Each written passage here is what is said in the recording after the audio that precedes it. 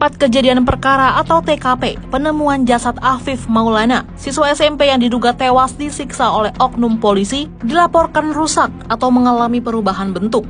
Lembaga Bantuan Hukum atau LBH Padang mencurigakan rusaknya TKP ini adalah upaya untuk pengaburan fakta yang terjadi.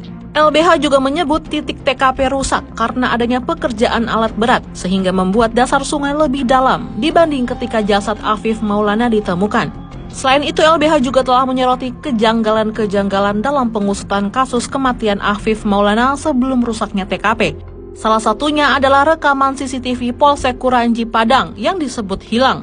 Sementara pihak Kapolda Sumatera Barat Irjen Suharyono menyebut kerusakan TKP dan terlambatnya pemasangan garis polisi dinilai tidak penting dalam pengusutan kasus kematian Afif Maulana, yang dimana justru ia berpegang teguh pada keterangan saksi A kepada pihak kepolisian.